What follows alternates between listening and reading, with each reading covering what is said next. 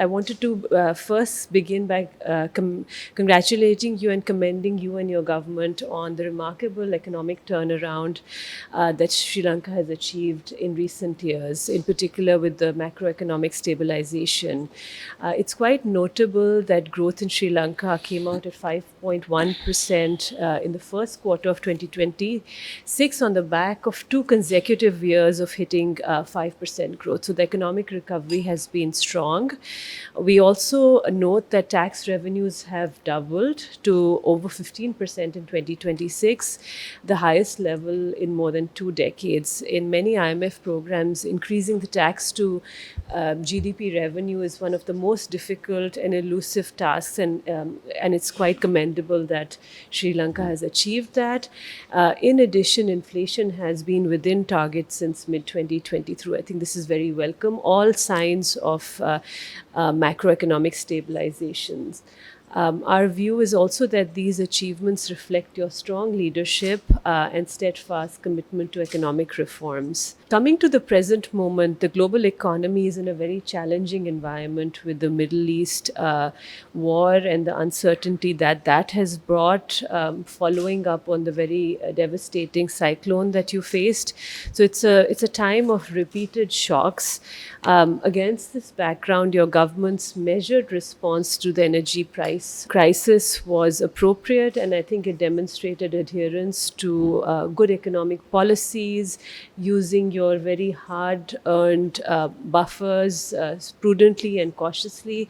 These are very welcome developments, and I think given that the global environment is one where we are facing one shock after the other, it's important to stay the course and sustain the economic reform momentum to strengthen buffers and resilience of the economy. Let me start out by thanking you and your staff for the very good engagement and productive discussions we had this week.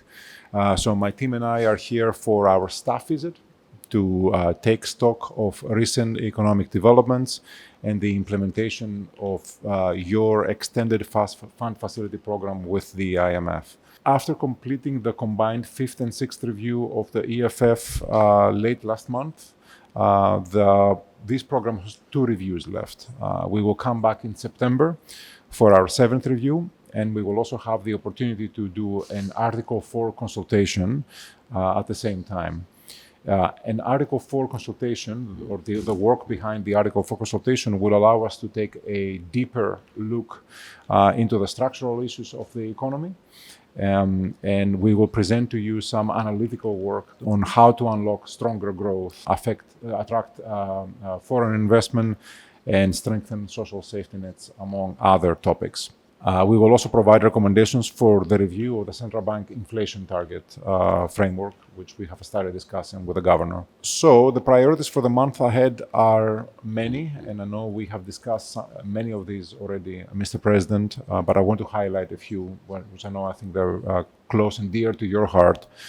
Obviously, we're very pleased to see some good signs of stabilization in recent weeks following the Middle East war. The decline in global commodity prices and easier financial conditions overall around the world have certainly helped. The external environment is being a little bit less difficult, if you will. The rupee now is less volatile. The central bank is rebuilding its reserves, and there are good indications that growth is continuing uninterrupted in the domestic economy. The support you provided in early April with the 100 billion rupee relief package was measured and was timely and helped cushion some of the blows from the external shocks. Mr. President, with respect to the EFF, I want to say at the previous board meeting of the IMF, we had characterized program performance as generally strong, giving acknowledgement to the significant achievements that you have accomplished.